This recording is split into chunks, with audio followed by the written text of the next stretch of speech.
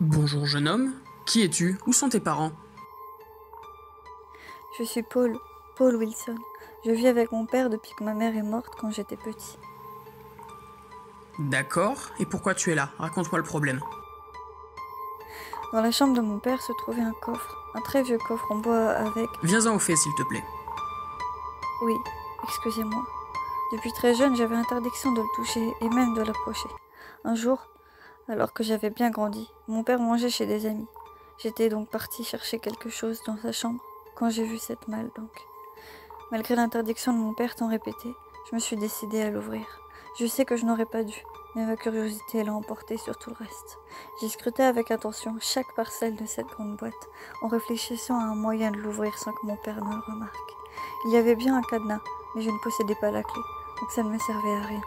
J'ai donc tenté de le secouer dans toutes les manières possibles, en prenant bien soin de ne pas le casser.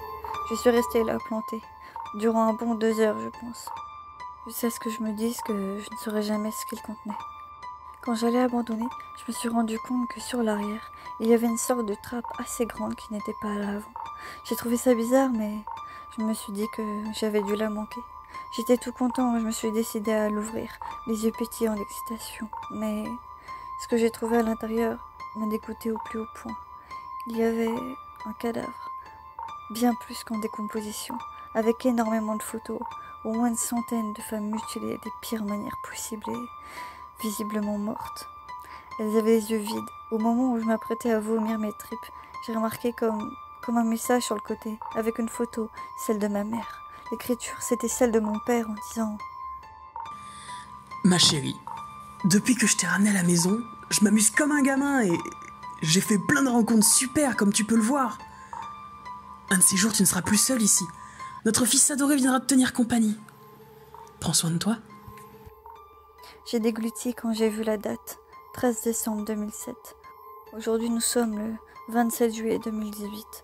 Mon père avait tué toutes ces femmes après avoir ramené le cadavre de ma mère morte.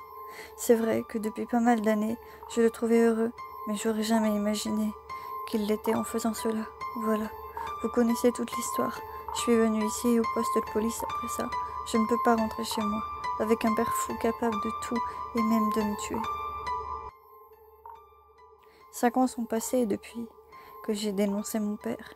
Il est en prison depuis et il y restera jusqu'à la fin de ses jours. J'ai commencé à m'en remettre petit à petit et je vais beaucoup mieux depuis que j'ai rencontré de superbes demoiselles qui ont le sang particulièrement magnifique.